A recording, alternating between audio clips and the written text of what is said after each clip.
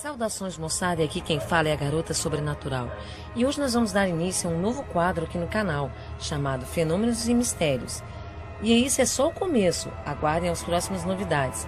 E hoje nós vamos falar sobre a combustão espontânea, um estranho e inexplicável fenômeno em que o corpo humano se incendeia de dentro para fora, sem qualquer explicação. O que pode ser mais arrepiante do que morrer assistindo ao próprio corpo queimar em chamas? E essas chamas surgiram aparentemente do nada, de dentro de você. Sinistro, não? O primeiro registro de um caso do tipo foi feito em 1641 pelo médico dinamarquês Thomas Bartholin. Ele escreve sobre um cavaleiro italiano chamado Polonus Vortius, que em 1470 estava tomando vinho quando começou a vomitar labaredas, até que seu corpo foi totalmente consumido pelo fogo. Totalmente não é a palavra certa, na realidade. Apesar de cercada de mistérios, a combustão espontânea em humanos costuma seguir um padrão. Enquanto o tronco e a cabeça ficam completamente desfigurados pelo fogo, os pés e as mãos, em geral, permanecem intactos. Essa peculiaridade pode ser uma pista importante para descobrir o que causa o fenômeno. Em 1725, ocorreu um dos casos mais emblemáticos e sombrios. O dono de uma pousada em Paris acordou com um cheiro de fumaça. Quando olhou para o lado, sua esposa, Madame Millet, jazia carbonizada. Primeiramente, o homem foi considerado culpado pela morte de sua esposa, mas a justiça acabou aceitando o argumento de combustão espontânea, após depoimento de um cirurgião que estava na pousada no momento do ocorrido.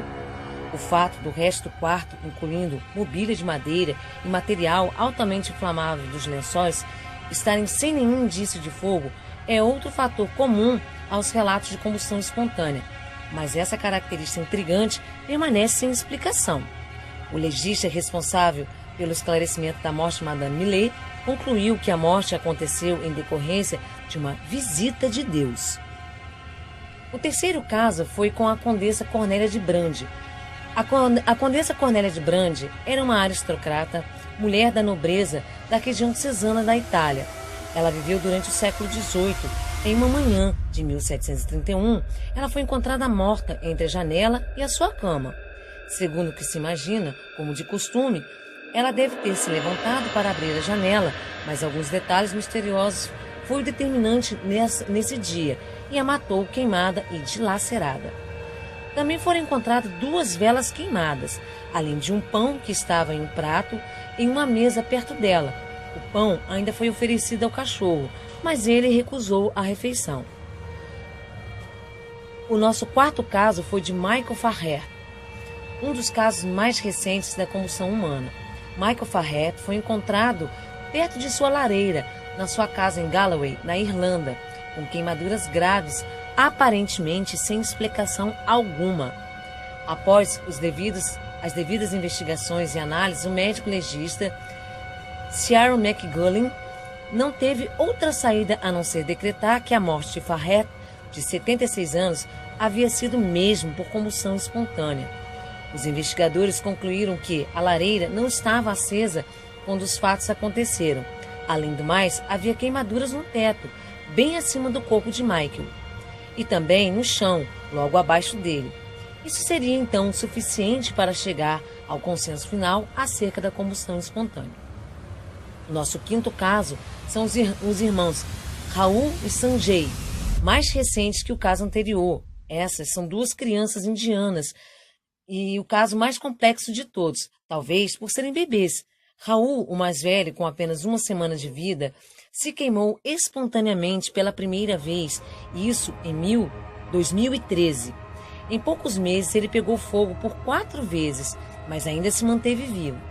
Logicamente, seus pais se tornaram alvos da investigação por causa da desconfiança da equipe médica. Exames foram realizados no menino, que se mostrou totalmente normal e com saúde. Seus pais foram então encaminhados para análise, porém declarados psicologicamente normais e sem envolvimento nos incêndios. Passados então 2 anos, em 2015, nasceu mais um bebê na família. Eis que Sanjay apresentou a mesma condição de combustão do que seu irmão mais velho.